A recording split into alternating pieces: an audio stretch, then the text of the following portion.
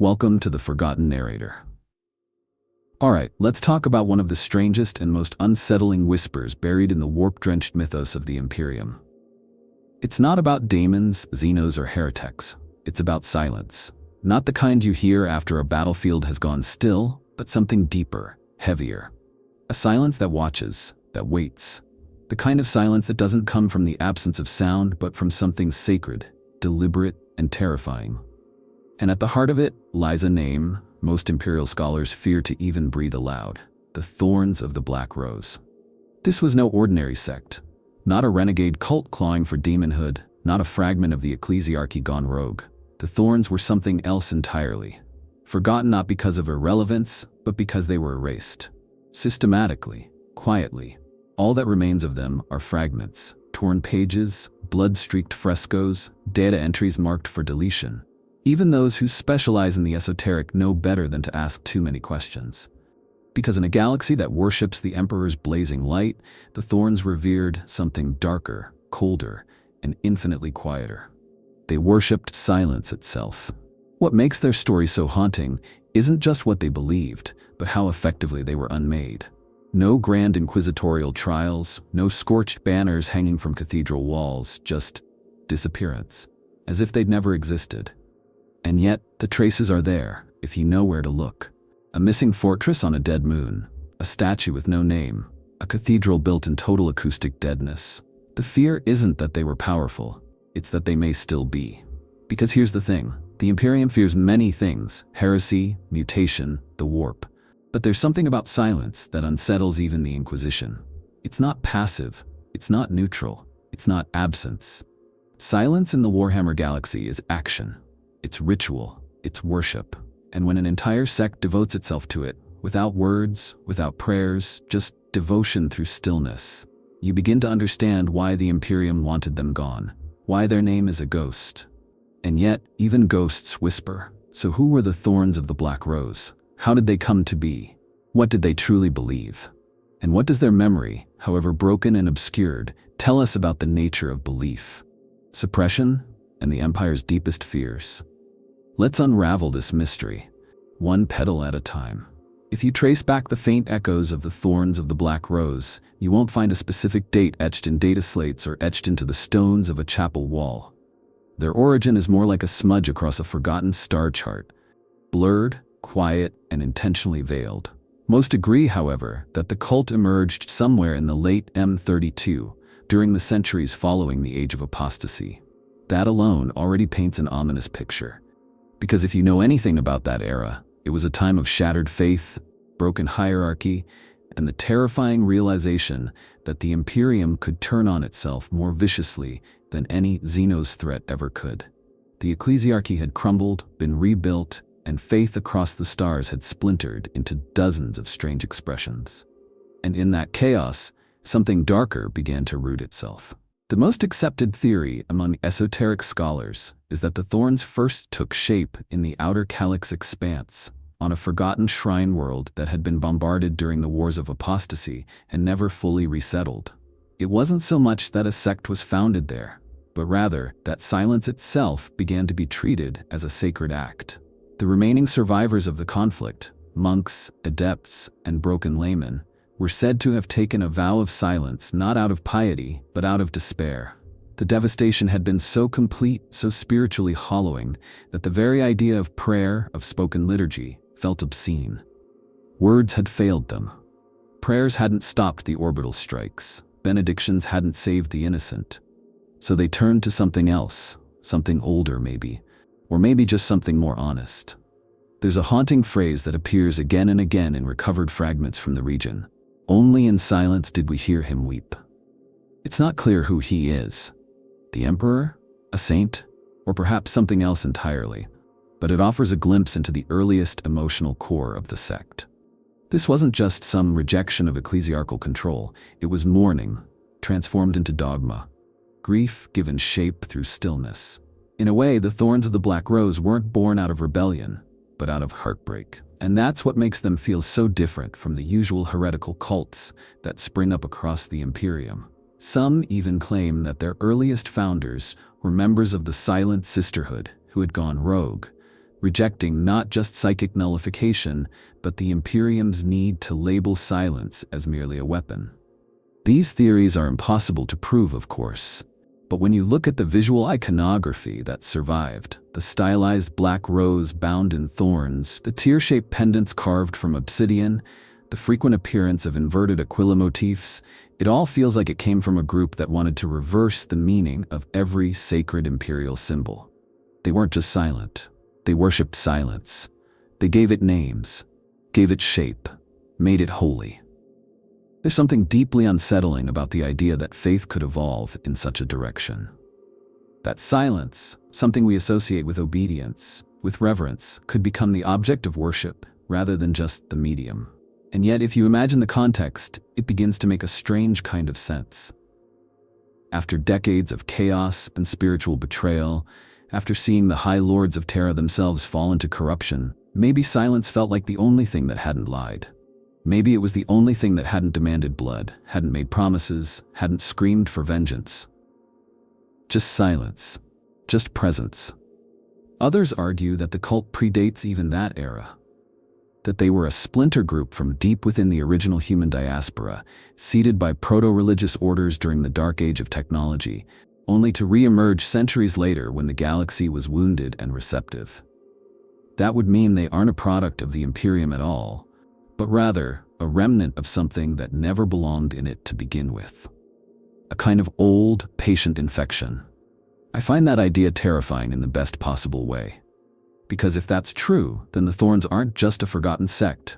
They're something older than the Imperial Creed. Older than the Ecclesiarchy. A pre-imperial silence, waiting for the galaxy to be quiet enough to be heard again. And still, we have no confirmed founding texts. No Primarch's edict, no Rebel Saints manifesto, just fragments. And maybe that's the point. Maybe the Thorns didn't want to be recorded. Maybe permanence through silence was their only true doctrine. A faith that cannot be archived, cannot be quoted, cannot be weaponized. Just felt. When I think about their origin, it doesn't feel like a beginning. It feels like a pause that never ended, like a planet that stopped speaking and never resumed. And from that pause, a new voice, one without sound, began to spread. The image of the Black Rose might not seem like much at first glance. In a galaxy of cathedrals made of bone, of banners soaked in martyrs' blood, and of angels clad in ceramite, a simple black flower feels almost underwhelming. But for those who've looked deeper into the esoterica of the Thorns of the Black Rose, that symbol is everything. It's not just a sigil, it's a theology. A whisper turned into a shape. And it all begins with grief. You see, the rose itself has long carried symbolic weight even before the Imperium. Terran archives going back to the earliest days of mankind's ancient poetry mention roses as emblems of love, death, and memory. In the Ecclesiarchy, red roses were often laid upon martyrs' tombs, white ones offered during peace rites. But the black rose? That color was never sanctioned. Not officially. It was too final, too nihilistic, too true. The Thorns adopted it not as an aesthetic, but as a proclamation of death, of silence, of wounds that never healed. The petals represented layers of secrecy, of meanings hidden beneath meanings, of truths that could only be felt, never voiced. Each thorn symbolized pain, but not the pain of mortification or punishment. This was grief's pain, loss's echo. A thorn was not meant to draw blood in repentance, but as a reminder of something taken. It was said among the cult's few surviving verses that every thorn is the silence after a scream. That line stuck with me the first time I read it. It still does. And then there are the sisters. Fan theories swirl around a shadowy group known only in scattered references as the Sisters of the Rose. They weren't Adepta Sororitas, though I've seen people try to link them. Instead, they appear in obscure fragments as silent guardians, figures always veiled, always barefoot, bearing no weapons except for garlands of black roses worn across their chests like funerary sashes. Some even believe they were living reliquaries, walking vessels of memory, bound by vow never to speak, never to write, only to witness. It's unclear if they were part of the leadership or simply living symbols.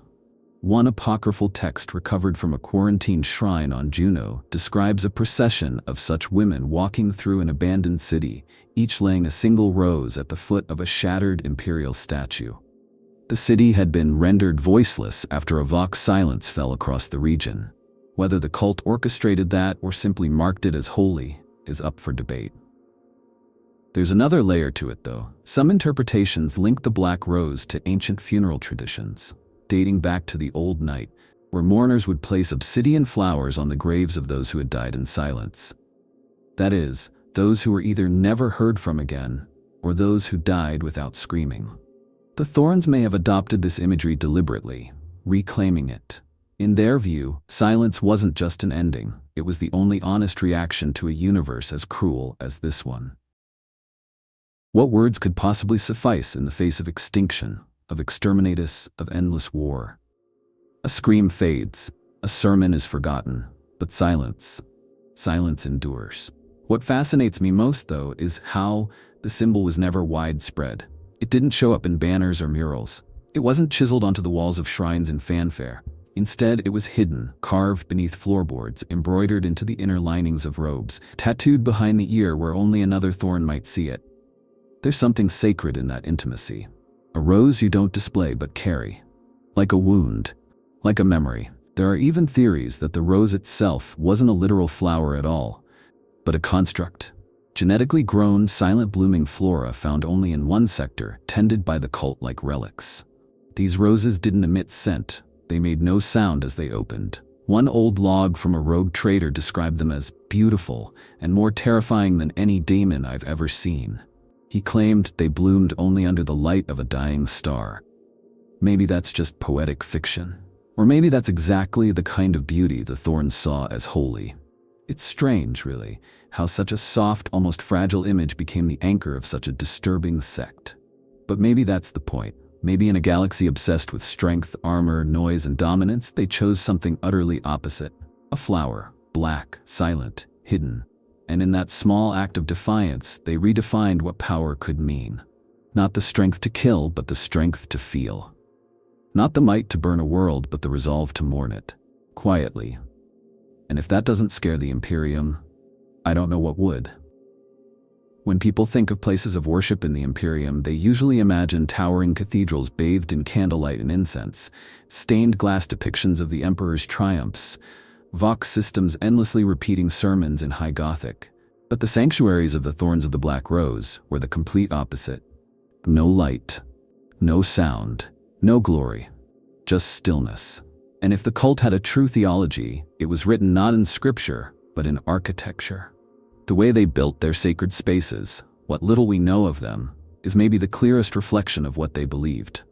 Their shrines, often referred to in recovered records as hollows, weren't grand. They weren't built to be seen from orbit or to inspire awe. In fact, most were carved beneath the surface of dead moons or hidden within abandoned manufactoria. One of the more haunting references I've read described a cathedral with no door, sunken into the desert of a world long erased from imperial charts. Pilgrims would enter through subterranean tunnels, stripped of all sound, light, and external sensation, before reaching the inner sanctum. That's how devotion began, not with hymns, but with deprivation. Inside, everything was shaped to kill acoustics, vaulted ceilings layered with sound-dampening alloys, walls engraved with spiral grooves and porous black stone, possibly obsidian or hematite, that swallowed even the echo of a footstep. You didn't hear yourself walk in these places. You felt your absence. It was said that some shrines were built in total anechoic design, rendering even the heartbeat of a visitor unbearably loud by contrast. That kind of sensory inversion was intentional. To step into a thorn sanctuary was to confront your own noise and learn to fear it. And then there were the icons, or rather, the absence of them. No statues, no relics, no reliquaries filled with blood or bone, just space, arranged with fanatical precision. A ring of black tiles at the center, polished to a mirror sheen, empty alcoves lining the walls, niches with no statues, scroll cases with no scrolls. The sacred was not what was present, but what was missing. You didn't go to these places to look at something. You went there to fail to find it, and in that failure, draw closer to whatever truth the Thorns believed in. Some reports suggest that their largest known sanctuary, now referred to only as the Hallowed Sepulchre, was capable of holding over 1,000 silent adherents during ritual convergence. Imagine that for a moment. 1,000 people in absolute silence. No chant, no cough, not even the rustle of robes. And what's more terrifying, this wasn't forced silence. It was chosen, voluntary, reverent. Even the exorcists, known for their psychic fortitude, supposedly refused to enter such a place when it was discovered during a sweep of a quarantined sector.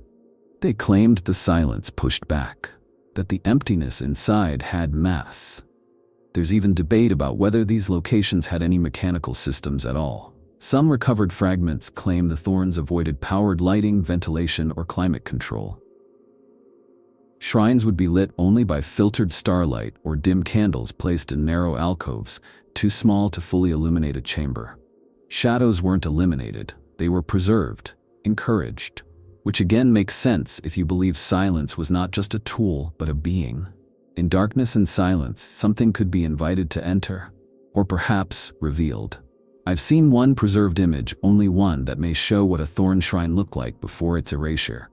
It's grainy, damaged, likely from an old cogitator unit, but it shows a long hall made of blackened stone, walls sloping inward at strange angles like an inverted cathedral. At the far end, instead of an altar, there's simply a circular indentation in the floor. No markings, no relics, just a void. Some think that's where the sisters would stand. Others think it was meant to mirror a crater, like the scar left after something beautiful was destroyed. Honestly, both interpretations make sense. Visually, the cult was just as restrained. Initiates wore robes of matte black or ashen gray with no sigils except sometimes a single rose stitched onto the inside of the sleeve. Their faces were covered by sheer veils or bone masks with sealed mouths. Nothing ornate, nothing flamboyant. Their beauty was in absence. Their devotion shone not through gold but through restraint. Even their written prayers, when found, were wordless scripts, empty vellum scrolls. One Ordo Hereticus archivist once joked that the Thorns were a religion made for ghosts. But maybe that's the point. Maybe that's exactly what they wanted to become. And this is what haunts me the most. If silence is a space, then these shrines weren't just places of worship.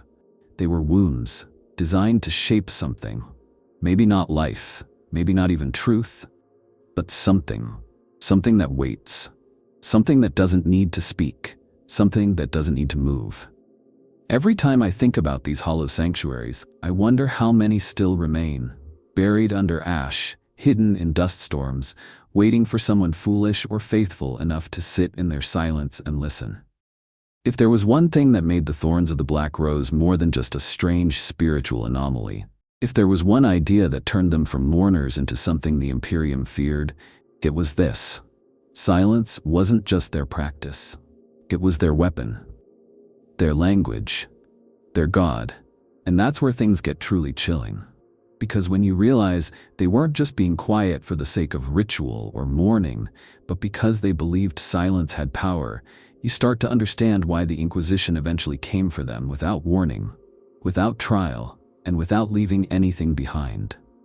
To the Thorns, silence wasn't the absence of speech, it was the presence of something else, something purer, something stronger than words, a force that couldn't be corrupted, couldn't be twisted, couldn't be turned into propaganda or heresy.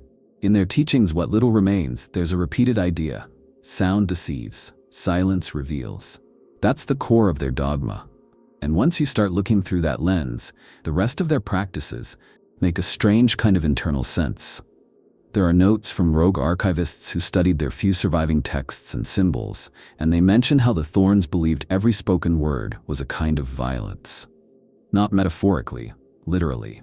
Every sound, every syllable was seen as an act that carved into reality, disrupting the natural stillness of existence. They viewed the galaxy itself as a wounded thing, screaming endlessly, through war, through propaganda, through the churn of industry and conquest. And in that eternal scream, truth was drowned. So silence to them was healing. It was a return to the primal shape of things, before humanity began imposing its will through sound.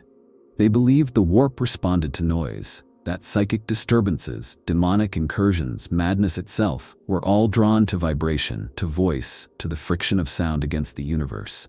In silence, they thought, the soul became invisible. Hidden. Safe. There's one recovered doctrinal fragment that particularly unsettled me. It's written in Old High Gothic, translated roughly as, "Only in silence can he find us. Only in silence can we become like him. No one is sure who he is. The Emperor? A god of silence? Or something else entirely?" Some radical inquisitors have suggested that the Thorns weren't worshipping the Emperor in any recognizable form at all, but a conceptual entity they called the Quiet One, a figure who never spoke, who never moved, who watched all things with mournful stillness, a divine absence, a God-shaped hole. Now, that's all theory, of course, but it lines up disturbingly well with how they lived. Members of the cult took lifelong vows of silence, not just refraining from speech, but from sound entirely. They walked barefoot, wore clothing that rustled as little as possible, refused to use any form of powered tool unless absolutely necessary. In their shrines, no music was allowed, not even sacred canticles. Even the act of breathing was trained to be shallow, measured. Some adherents were said to undergo partial vocal cord removal, not out of punishment, but to show devotion. That wasn't seen as mutilation, it was considered liberation. A kind of enlightenment through negation. But here's where it gets even darker. There are reports, never confirmed of course, that some of the Thorns developed psychic practices that leveraged silence as a shield. That is, by cultivating absolute mental and vocal stillness, they became nearly invisible to warp-sensitive entities. The Ordo Malleus has long debated whether this was possible, but there are enough scattered accounts to suggest something real was happening. One demon host interrogation report mentions the creature pausing, visibly disoriented, when asked about the Thorns. It claimed it could not find the black flowers and that they made no echo. That's haunting. In a galaxy where noise is control, where every order, every edict, every battle cry is spoken loudly and broadcast 100,000 times, choosing to be silent is not just strange. It's subversive. The Imperium needs noise. It needs sermons, vox feeds, declarations of loyalty. Silence doesn't just reject that system, it defies it. And more importantly, it can't be tracked. You can't record what isn't said. You can't denounce what's never written. You can't counteract a belief system that has no scripture, no prayer, no audible signal. That's the terrifying genius of the Thorns. Their religion was silence, and silence leaves no trace. And maybe, just maybe, that was the point. Because if sound is how the Imperium binds its people, how it spreads its will and dogma, then silence becomes the only true freedom. Not rebellion, not revolution, just the refusal to participate. A whole sect that believed the greatest heresy wasn't shouting against the ecclesiarchy, it was refusing to speak at all. When I think about it like that, I stop seeing them as a fringe cult. I start seeing them as something closer to a virus. Quiet, patient, untraceable. And in a galaxy of noise, that might be the most dangerous thing of all. It's easy to assume that a cult built around silence would be passive, that they'd spend their days meditating in quiet corners, whispering nothing into the void, and fading away like ghosts. But that's the mistake most people make when they first hear about the Thorns of the Black Rose. Their silence wasn't gentle. It was a discipline, a blade honed against the flesh of the self. Their rituals weren't calm. They were intense, brutal, and deeply symbolic. Because when you reject sound as a principle, when you embrace the void between words, you have to fill your life with meaning in other ways. And the Thorns found those ways in acts of absolute control, sacrifice, and pain. Initiation alone was a process that could break the strongest minds. Recovered fragments from inquisitorial transcripts suggest that new members went through what was called the quieting. It wasn't just about swearing an oath of silence, it was about becoming silence. For days, maybe even weeks, initiates would be locked inside an anechoic vault, alone, with no light, no sound, and no sensory stimulation. Not as punishment, but as baptism. They believed that only through the death of identity, of the voice, of the ego, could someone begin to hear the truth that existed behind reality. Some didn't survive, and those who did often emerged changed. Pale, unblinking, mute, of course. But more than that, detached. Not like servitors or lobotomized psychers. These were people who had chosen to peel away their sense of self, to discard their voice like a burden. And somehow, they seemed stronger for it. Then there were the daily practices. Adherents would spend hours in postures of complete stillness, arranged in precise geometric patterns inside the hollows. Some believe this was part of their devotion, but others think these patterns were designed to reflect or absorb warp energy in specific ways. Imagine a circle of 20 black-robed figures sitting on a cold stone floor, unmoving, eyes closed, forming a spiral that reflects the silence of the void. No orders, no chants, just presence. It wasn't a performance, it was survival, a state of existence so disciplined that it bordered on the supernatural. Their vows were layered too. The first vow, the most obvious, was the vow of silence. But that was just the surface. Deeper vows included the vow of absence, the refusal to leave any mark upon the galaxy. No personal name, no legacy, no family ties. Then there was the vow of mourning, taken by those who had lost entire worlds to war or exterminatus. These adherents painted the inside of their eyelids with ash so they would never forget the darkness they came from. That detail haunts me. To blind yourself every time you close your eyes, just so you never forget what was taken from you. The Thorns also practiced ritual starvation, but not in the way other ascetic cults did. It wasn't about suffering for purification, it was about erasure. Each cycle, a member would fast in total silence, locking themselves in an isolation vault and slowly reducing their food and water intake over 9 days. At the end of that time, they would emerge or not. If they died, their body was burned with no ceremony. If they survived, they were marked with a single thorn tattoo along the inside of their wrist. It wasn't seen as a triumph, but a step closer to disappearance. Death itself was treated with eerie reverence. The cult didn't fear it. They studied it, accepted it, prepared for it, as others prepare for war. When a member died, there was no mourning ritual, no eulogy, no chant. Their body was laid in a hollow chamber, surrounded by those who remained, all standing in silence for exactly 1 hour. Then, the body was consumed by fire or left to dissolve in acid, depending on local tradition. The room was cleaned, and their name, if they had one, was removed from all records.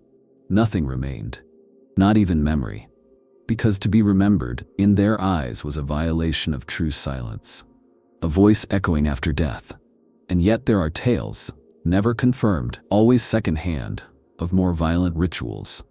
Acts of silent execution performed against apostates or those who had broken their vows. One report speaks of a ritual called the hollowing, where a traitor would be buried alive in a vault of black stone, left to vanish in the dark with no one to hear them scream. Another speaks of the vow blade, a dagger of obsidian said to be used only in moments where silence had been shattered, a single strike meant to restore balance. Whether these practices were real or just fearful stories invented by the Inquisition, they reflect how extreme the cult's philosophy could become when taken to its final conclusion. What fascinates me is how none of this seemed like punishment to them. These weren't acts of cruelty, but devotion. In a galaxy where pain is everywhere, screamed in the warp, bled into soil, etched onto every battle record, the Thorns chose a different kind of pain. A quiet one. A pain turned inward. Not for spectacle, not for others, but because they believed the universe was made of echoes, and only by becoming still could they escape its madness. Sometimes I wonder what would happen if I sat in silence long enough, if I turned off the vox, shut out the noise, and listened, not to words, but to what's beneath them. Would I hear something? Or would I start to vanish, one thought at a time, until all that remained was the echo of who I used to be? Maybe that's what they wanted. Not martyrdom, not legacy, just peace. And in the grimdark of the 41st millennium, that might be the most radical act of all.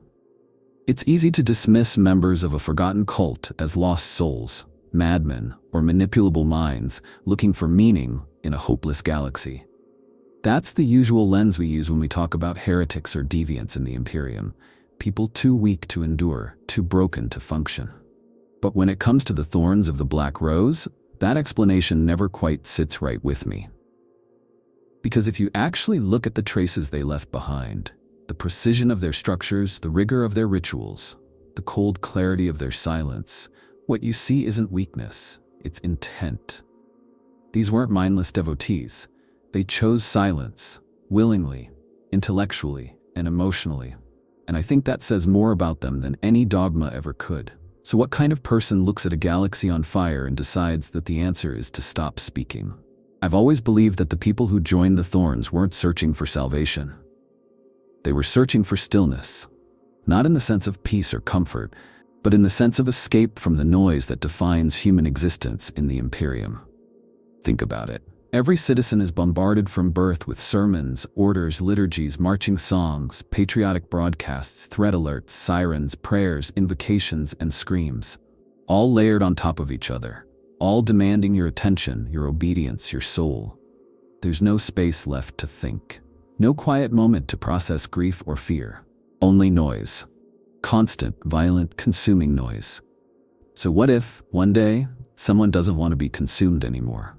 From what I've read, most of the Thorns weren't criminals or fanatics. They were mourners, survivors, people who had watched their families die in exterminatus bombardments, people who had spent years serving on penal worlds or in trench sieges so brutal that no one came back whole. There are records of entire refugee groups disappearing into the outer reaches, only for their ships to be found decades later, empty, stripped of all Vox equipment, their hulls painted in black floral patterns.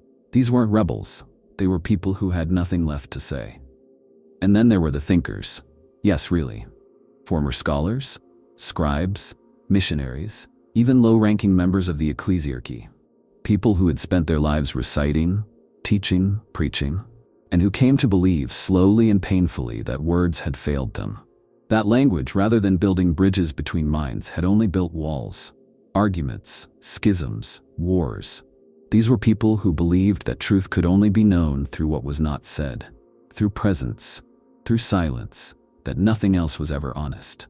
Some of the more radical interpretations suggest that many of the Thorns were psychically sensitive, not full-blown sanctioned psychers, but people who felt too much, heard too much. There's a theory that these soft minds, as one Ordo Hereticus interrogator called them, were drawn to silence not just emotionally but metaphysically. That they heard the warp's noise in every syllable of High Gothic. That silence wasn't just a relief, it was protection. And if that's true, then maybe the Thorns weren't just avoiding madness. Maybe they were shielding themselves from it. Not with steel or scripture, but with silence. What strikes me most is how personal it seems to have been. This wasn't a cult that recruited through fear or force. There were no conversion rituals, no indoctrination marches. You didn't join the Thorns because someone handed you a pamphlet. You joined because you were already halfway there, because something in you had already gone quiet. And when you heard about them, when you found that name, Black Rose, Silence Worshippers, you just knew. You didn't ask for permission, you simply stopped speaking. There's a passage in one of the recovered journals attributed to a Thorn adherent. It's rare and partially corrupted, but one line always hits me hard. They did not teach me to be silent. I arrived with my mouth already closed. That's the kind of pain that doesn't come from delusion. It comes from living in a world that's burned every truth you've ever believed in. To the Thorns, silence wasn't absence. It was resistance. Refusing to participate in a galaxy that only offered lies and violence through sound. Refusing to scream just because everyone else is. There's something hauntingly beautiful in that. Something terrifying too. And maybe that's why so many of them smiled when they took their final vows. Not with joy, but with relief. Because for the first time, no one was shouting at them. No one was telling them who to be. For the first time, they got to hear themselves, truly hear themselves, fade into something greater. Not everyone wants to be remembered. Some just want to be quiet. And in the age of endless war, that's perhaps the most radical desire of all. The Thorns of the Black Rose might have remained in the shadows forever, if not for a single accident. An unplanned, unlucky ripple in the otherwise still pool of their existence. Some say it was a rogue explorer fleet from the Adeptus Mechanicus. Others blame a wandering missionary flotilla that mistook one of their shrines for an abandoned pre-imperial listening post. Whatever the case, someone found them. Someone saw what wasn't supposed to be seen. And after that, the silence ended. At least for a while. The most widely accepted account comes from a heavily redacted tech priest mission report dated back to the late M36. A magos named Theros Linvarn was leading a survey of subreal signal nodes near the edge of the Calyx expanse when his team discovered what they believed was a void bunker transmitting irregular non-vox patterns. Pulses, not messages. Intrigued, they investigated, only to uncover a subterranean sanctuary carved entirely out of matte obsidian and lined with concentric rings of silent figures. Black-robed, motionless, eyes closed. The Magos described it as a harmonic vacuum. No machine spirit present, yet the place resisted analysis. He and his attendants entered, expecting no hostility. They were wrong. What happened inside the shrine is still unclear. The logs go silent. Some say the priests' minds were overwhelmed, not by attack, but by stillness, like a system forced into null state. The tech adepts who emerged hours later did so without their implants functioning, as if something had deactivated them without even touching them. One of them gouged out his auditory receivers. Another was found days later writing on the walls of his quarters in machine code gibberish. The silence spoke. That phrase appears again and again in documents the Inquisition later buried deep in restricted vaults. But the real storm came after the Ecclesiarchy found out. And it wasn't just because someone had stumbled across a cult. It was because the cult had endured for centuries undetected. That kind of subtlety scared them more than open rebellion ever could. The Ecclesiarchy thrives on control, on liturgy, volume, spectacle. And here was a faith that spread without words, without sermons, without even leaving relics behind. To them, this wasn't just heresy. It was blasphemy without noise, the worst kind. One of the more damning moments came when a missionarius galacticus named Harkle Duvor led a purification crusade to a moon reportedly housing a Thorn refuge. He expected resistance. There was none. His force found the entire facility abandoned, every wall scrubbed clean, every artifact removed or destroyed. The only thing left was a ring of black roses, arranged in perfect silence around the center of the chamber. No blood, no signs of warp activity, just emptiness. The report said the soldiers didn't even want to talk afterward. Not from trauma, just from unease. As if speaking would disrespect the quiet that place still held. The Adeptus Mechanicus, meanwhile, grew increasingly unsettled, not because of the cult's beliefs, but because of what they didn't understand. There are whispers that some of the Thorns' sanctuaries were built in geomagnetic alignments that neutralized psychic interference. That certain patterns etched into their sanctums couldn't be replicated with standard Mechanicus tools. One Forge World Magos went as far as to claim that the cult had discovered a form of psychic silence that rivaled null rods in effectiveness, without using any sanctioned technology. That idea alone bordered on tech heresy. Naturally, he was removed from duty shortly after filing that report. But what really turned the tide was the Thorns' reaction, or lack thereof. They didn't fight, they didn't defend. When the Imperial forces began moving in, the cult didn't rally or resist, they evaporated. Shrines were found empty, vaults sealed, vox silence absolute. It was as if, rather than confront the Imperium, they simply sank deeper into the void they worshipped. One Inquisitor compared it to trying to burn a shadow. There's a famous moment recorded in the personal journal of Inquisitor Valen Hesk, who led several of the early investigations. He wrote, "They are not a cult in the way we know cults. They do not desire power, nor souls, nor even survival. They desire erasure. And that, ironically, is the one thing the Imperium cannot tolerate." That line always stayed with me, because it's true. The Imperium can fight anything. Chaos, Xenos, traitors, but it can't fight what won't respond. What won't even speak. And so it becomes afraid, and fear leads to overreaction, always. Some theorize that the Adeptus Astra Telepathica became involved at this point, not to fight the Thorns, but to contain their psychological influence. The idea being that prolonged exposure to their sanctuaries, even after abandonment, caused emotional deadening and an inability to communicate among investigating teams. That's why some of those old locations were sealed not with purity wards, but with psychic dampeners and silence fields. They weren't just dangerous ideologically, they were dangerous metaphysically.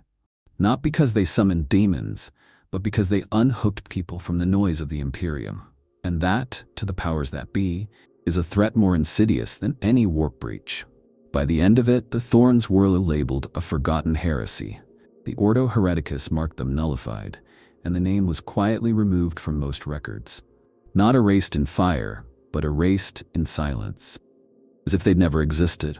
But those of us who study this sort of thing, we remember. Because silence leaves no smoke, no bones, no battle scars, just questions. and questions never stay buried forever. The most disturbing thing about the Thorns of the Black Rose isn't that they existed, it's how well they were erased. We live in a galaxy where heresy is often made into theater. Purges are announced with banners and flamers, inquisitorial seals are burned into stone, and every cleansing becomes a public spectacle. It's not just about eliminating the enemy, it's about reminding everyone else why you do it. But with the Thorns, none of that happened. No grand trials, no recorded excommunications, no saints martyred in the cleansing, just silence, followed by nothing. It's hard to say when the decision was made or by whom, but at some point the Imperium stopped trying to confront the Thorns and instead chose to bury them, literally and metaphorically. And when the Imperium truly wants something gone, it doesn't argue, it doesn't shout, it burns.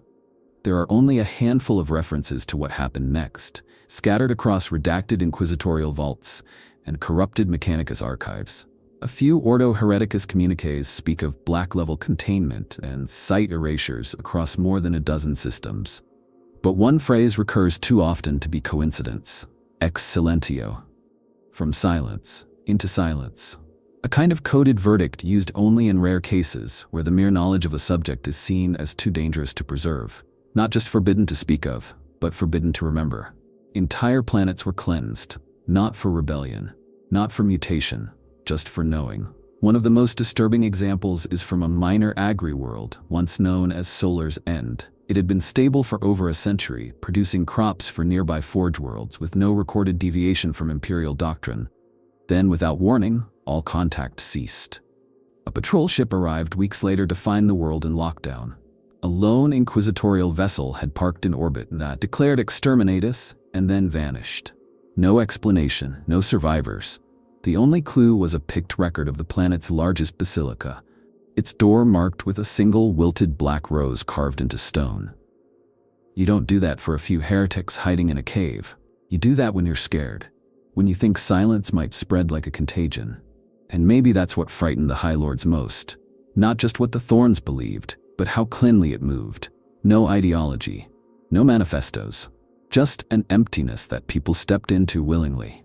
That kind of belief is terrifying because it doesn't argue, it doesn't try to win, it just waits. And if even one system started adopting it, if silence became sacred in more places than one, then the Imperium's entire foundation of control through ritual, sound, and obedience would begin to unravel. There are rumors, unproven of course, that black ships were rerouted not just to collect psychers, but to purge Thorn sanctuaries. That psychic nulls from the Silent Sisterhood were used to root out last remnants. But even those reports end in redactions. The names of planets are blacked out. The ranks of participants are scratched from records. Entire fleets logged under routine reallocation, only to never return. The silencing wasn't just about destroying people. It was about unmaking context, about deleting the possibility that they were ever there at all. And it worked. Almost. Because if you're wondering why we don't see sermons about them, why their name isn't burned into the walls of cathedral worlds as a warning, it's not because they were unimportant. It's because someone very high up decided we shouldn't remember them. And that, ironically, says more than 1,000 declarations of guilt ever could. You don't erase what doesn't scare you. There's one particularly haunting story I keep going back to, part legend, part recovered data fragment. A group of scribes from the Lexicanum of Balrus Prime reportedly stumbled upon an untouched thorn shrine while mapping old pilgrimage routes. No guards, no seal, just a structure buried beneath sand and time. They entered. 3 days later, an orbital bombardment reduced the region to glass. The only transmission before the strike was a single line: silence was here. To me, that says everything.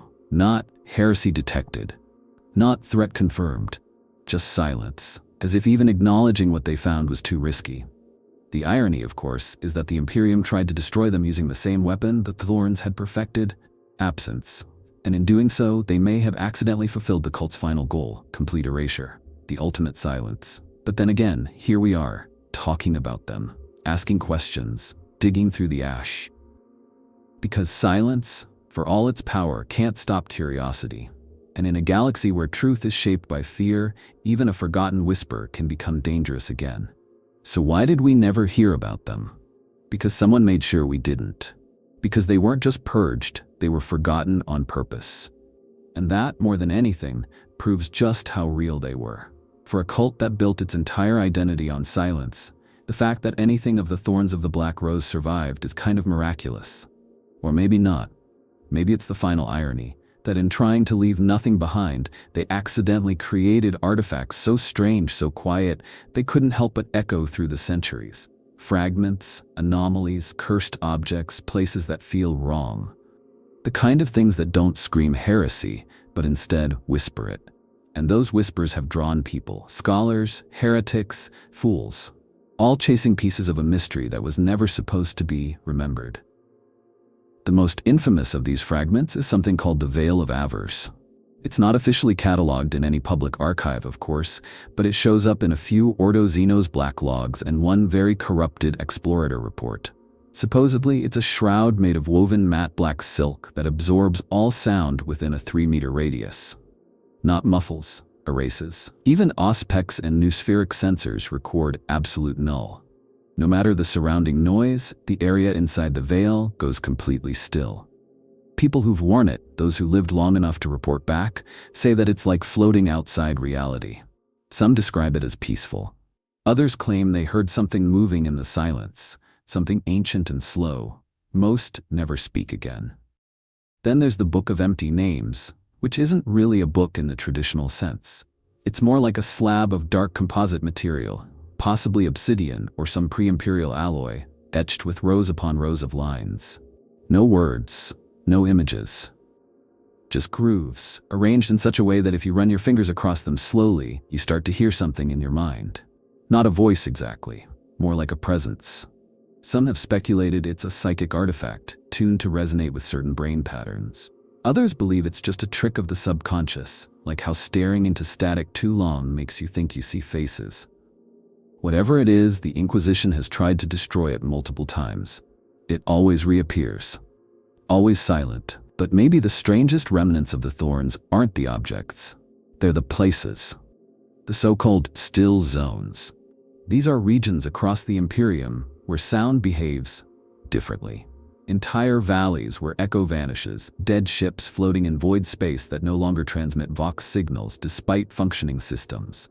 Cathedrals whose bells will not ring no matter how hard they're struck. A few of these zones have been verified. Others exist only in rumors passed between voidsmen and scavenger guilds. But they all share one thing, some kind of lingering presence. Not demonic, not warp-saturated, just quiet. Too quiet. There's a ruined facility on a moon called Penumbra 8, visited by the Officio Investigatum more than 200 years ago. The team reported entering a perfectly preserved underground structure lined with black floral carvings. No power sources, no life signs. But their auspex systems failed completely inside. No data could be transmitted. They left markers, sent in servitors, and none of them came back. Eventually, the site was sealed with gravlocks and declared off-limits. The official reason? Spatial acoustic instability. But the logs show one more line, hastily scrawled by a junior adept before the archive was locked. I heard my own name, but I never said it. And people still go looking. Of course they do. Forbidden cults always draw a certain kind of mind, the kind obsessed with knowing what shouldn't be known. There's a fringe sect of scholars from the Adeptus Astra Telepathica who believe the Thorns were the key to a lost form of psychic shielding. Others, especially among the radical factions of the Inquisition, think the Thorns discovered a way to mute warp presence entirely, and that the Emperor's true ascension may lie not in light, but in silence. It's a dangerous line of thought. People who go down that road tend not to come back. Then you have the collectors, rogue traders, vault hunters, heretics. Even a few whisper priests from the 13th Silence, a splinter cult that claims descent from the Thorns, though their beliefs have grown stranger and more fragmented with time. They seek the relics not for reverence, but for power. Because let's be honest, if you could carry silence with you like a weapon, if you could make the warp flinch, if you could step into battle and unmake sound itself, that's the kind of power that turns empires. Of course, most of them die, or vanish, or go mad. And yet, the fragments keep turning up. One turned up just 20 years ago, inside the vault of a dead inquisitor. It was a single rose, perfectly preserved, encased in a cube of static field glass. The petals were black as void, and it didn't reflect light, just absorbed it. The cube was found open, the Inquisitor's Vox records scrubbed clean, his final log entry unfinished. It ended with the words, "I think they're still praying." So what does it mean that so many pieces of them remain? Were the Thorns truly erased? Or did they leave just enough behind to whisper through the cracks? Not enough to be noticed, just enough to be remembered. In a way, that's what silence is, right?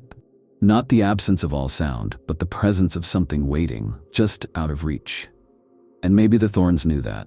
Maybe they didn't want to be forgotten. Maybe they wanted to become the thing you hear when everything else goes quiet. And if that's true, then the cult never died. It just stopped speaking. And somewhere out there, it's still listening. This is the part that always pulls me in the deepest. Not what the Imperium says about the Thorns of the Black Rose, not what little can be confirmed through scattered records or faded fragments, but what people believe. Because once a mystery becomes old enough, quiet enough, and terrifying enough, it stops being history and starts becoming myth. And the myths surrounding the Thorns have taken on a life of their own. Some fans, archivists, and even a few rogue inquisitors think the cult never truly disappeared. Others go further. They think the Thorns transcended, that they became something else, something not quite human anymore.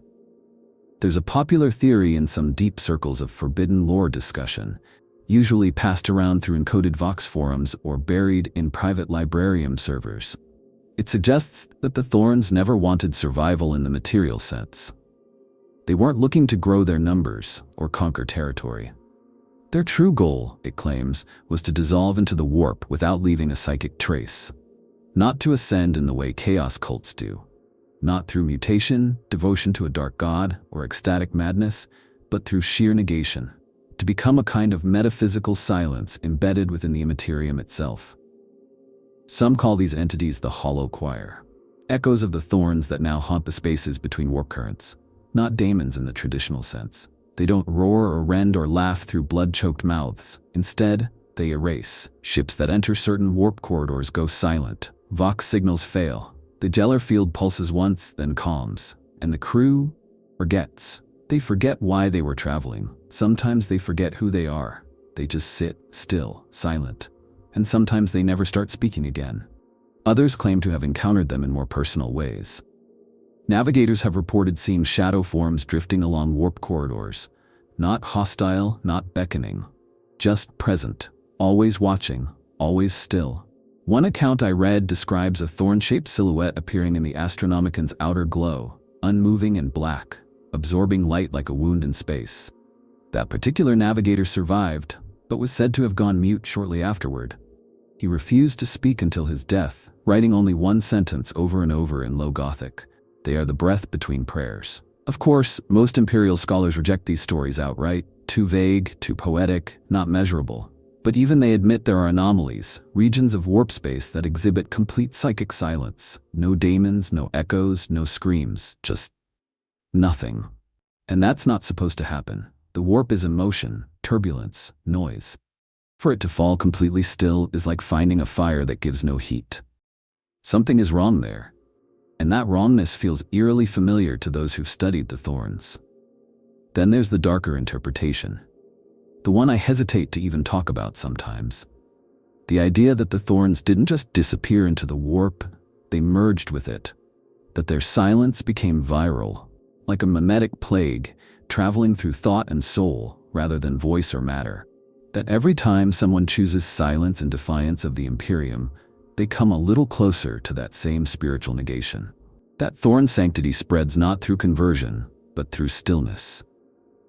Through absence. One theory that's gained traction among radical Ordo Malleus adepts is that the Thorns may have aligned with a minor warp entity, not tied to any of the four great gods. A being they call the Still King, or the Voiceless One. No confirmed sightings, of course, but if you read between the lines in some daemonology manuals, you start seeing patterns, references to non-speaking entities that unmake rather than corrupt. There are even ancient pre-imperial tablets from the Dark Age that speak of a god who listens but never answers. I don't think that's coincidence. But then again, some fans push back on all of this. They argue that assigning supernatural power to the Thorns misses the point entirely. That the real horror isn't that they became daemons or warp entities, but that they didn't. That they still exist somewhere, unchanged, human, hidden, listening, waiting.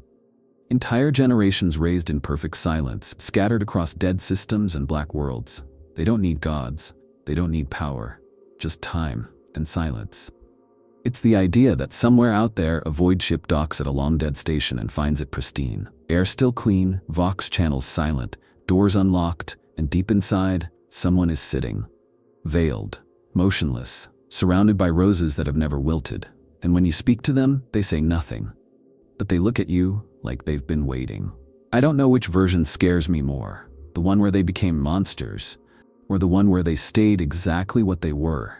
People who chose to disappear. People who decided the galaxy didn't deserve their voice anymore. And maybe they were right. Because in a universe where everything screams for attention, the thing that says nothing might be the loudest of all. When I think about the thorns of the Black Rose, when I really sit with the weight of what they were, I'm left with a kind of uneasy awe. Not fear, not pity. Something deeper. It's that uncomfortable feeling you get when you realize a story isn't about good versus evil or even survival. It's about presence and absence. About what happens when people decide to vanish, not because they were hunted or broken, but because they chose to let go. That kind of quiet, it echoes. It lingers in the space between everything else. And the more I learn about them, the more I wonder if we've misunderstood the idea of heresy entirely. The Thorns weren't trying to win. They weren't trying to spread, convert, or destroy. They didn't want to overthrow the Imperium. They just refused to be part of it. Refused to speak its language, sing its hymns, die its deaths. And maybe that's what made them so dangerous. Because in a galaxy that thrives on constant declaration of loyalty, of faith, of hatred, the absence of a voice can be more subversive than any rebellion. For the Imperium, their existence is a contradiction. You can't burn silence. You can't chain a void. And that's exactly what the Thorns became. A religion of absence. An idea so fundamentally alien to the structures of control that the only response was total erasure. Not as punishment, as necessity. They weren't silenced because they screamed. They were silenced because they refused to. And yet here we are, still talking about them. Which means they failed, right? Or maybe they succeeded more than we realize. Maybe their goal was never to stay hidden forever, but to plant the seed of something we don't quite have the words for yet. Not rebellion, not peace. Something else. Something silent. Something waiting. For us as fans, I think that's where the real power of the Thorns lies. They're a reminder that not every story in the Warhammer universe has to be loud, blood-soaked, or explosive. Sometimes the most unsettling truths are the quiet ones. The ones that don't end in fire but in forgetting. And as players, readers, and lovers of this grimdark universe, that opens up whole new ways to think about lore. About faith, about what it means to disappear. Some of you might see them as tragic, others as cowardly, some as holy, and some, like me, as a little bit of all three. That's the beauty of it. The Thorns were never trying to be understood. They left no sermons, no declarations, only space, only silence. And it's up to us to fill that silence with meaning, or not. So maybe that's the final lesson, that in a universe where everyone is shouting, the ones who whisper or don't speak at all might be the ones closest to something true. Not a truth of power or glory or survival, but a truth of being, of existing without demanding to be seen. And if you've made it this far, if you've sat with this story, with the echoes of a cult the Imperium tried so hard to erase, then maybe you've already heard the silence for yourself. Maybe you felt it, and maybe, just maybe, that silence is still out there, listening back. Let me know what you think. Do you believe the Thorns ever truly vanished? Could they still be out there, watching and waiting, behind the noise of our everyday galactic madness? Drop your thoughts in the comments. I want to hear what this story means to you. And if you're into these kinds of deep dives, forgotten cults, strange ideas, and quiet horrors buried in the lore of Warhammer 40k, go ahead and subscribe. We've got more mysteries coming and more whispers to chase. Until next time, listen carefully. The silence might be trying to tell you something.